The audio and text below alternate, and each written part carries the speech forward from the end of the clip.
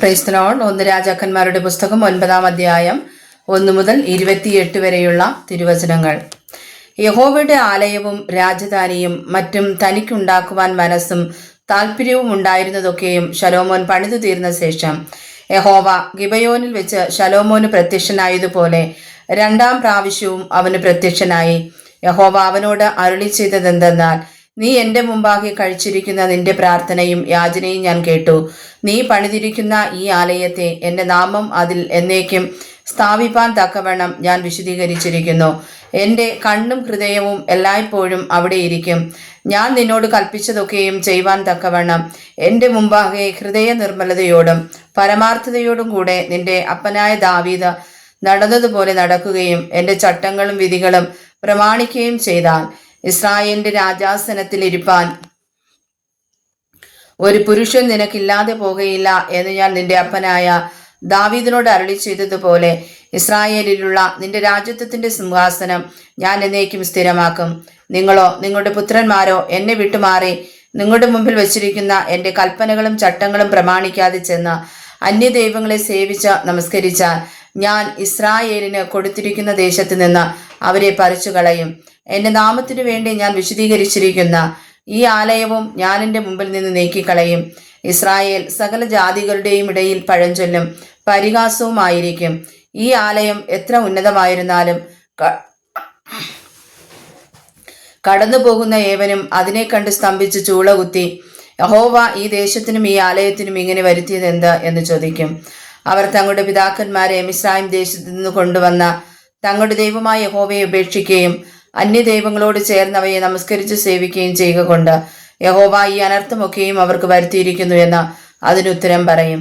ശലോമോൻ യഹോവയുടെ ആലയം, രാജധാനി എന്നീ 2 ഭവനവും 20 സംവത്സരം കൊണ്ട് പണിത ശേഷം സോർ രാജാവായ ഹീരാം ശലോമോൻ അവന്റെ ഇഷ്ടം പോലെ ഒക്കെയും ദേവദാരുവും സരളമരവും സ്വർണവും കൊടുത്തിരുന്നത് കൊണ്ട് ശലോമോൻ രാജാവ് ഹീരാമിന് ഗലീലാ ദേശത്ത് 20 പട്ടണം കൊടുത്തു. ശലോമോൻ ഹീരാമിന് കൊടുത്ത പട്ടണങ്ങളെ കാണേണ്ടതിന് അവൻ സോരിൽ നിന്ന് വന്നു, എന്നാൽ അവ അവന് ബോധിച്ചില്ല. സഹോദരാ, നീ എനിക്ക് തന്ന ഈ പട്ടണങ്ങൾ എന്ത് എന്നവൻ പറഞ്ഞു. അവയ്ക്ക് ഇന്നുവരെയും കാബൂൽ ദേശം എന്ന് പേരായിരിക്കുന്നു. ഹീരാമോ രാജാവിന് 120 താലന്ത് പൊന്ന് കൊടുത്തയച്ചു.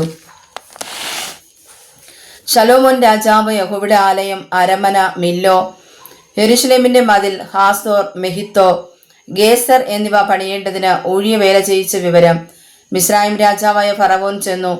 ഗേസർ പിടിച്ച് തീവെച്ച് ചുട്ടുകളഞ്ഞ് അതിൽ പാർത്തിരുന്ന കനാന്യരെ കൊന്ന് അതിനെ ശലോമോന്റെ ഭാര്യയായ തന്റെ മകൾക്ക് സ്ത്രീധനമായി കൊടുത്തിരുന്നു. അങ്ങനെ ശലോമോൻ ഗേസരും താഴത്തെ ബെത് ഹോരോനും മാലാത്തും ദേശത്തിലെ മരുഭൂമിയിലുള്ള തദ്മോരും ശലോമോൻ ഉണ്ടായിരുന്ന സകല സംഭാര നഗരങ്ങളും രഥനഗരങ്ങളും കുതിരച്ചേവകർക്കുള്ള പട്ടണങ്ങളും ശലോമോൻ യെരൂശലേമിലും ലെബാനോനിലും തന്റെ രാജ്യത്തിൽ എല്ലായിടവും പണിവാൻ ആഗ്രഹിച്ചതൊക്കെയും പണിത അമോര്യർ, ഹിത്യർ, പെരിസ്യർ, ഹിവ്യർ, എബൂസ്യർ എന്നിങ്ങനെ ഇസ്രായേൽ മക്കളിൽ ഉൾപ്പെടാത്ത ശേഷിപ്പുള്ള സകല ജാതിയെയും ഇസ്രായേൽ മക്കൾക്ക് നിർമൂലമാക്കുവാൻ കഴിയാതെ പിന്നീടും ദേശത്ത് ശേഷിച്ചിരുന്ന അവരുടെ മക്കളെയും ശലോമോൻ ഊഴിയ വേലക്കാരാക്കി.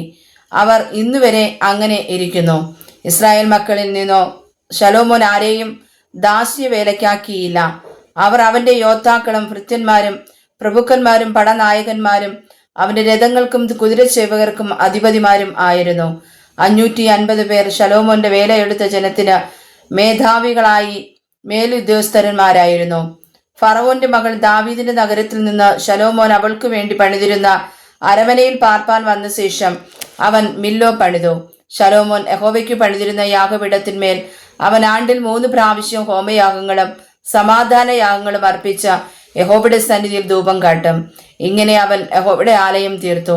ശലോമോൻ രാജാവ് ഏദോം ദേശത്ത് ചെങ്കടൽ കരയിൽ ഏലോത്തിന് സമീപത്തുള്ള ഏശ്യോൻ ഗേബേരിൽ വെച്ച് കപ്പലുകൾ പണിതു.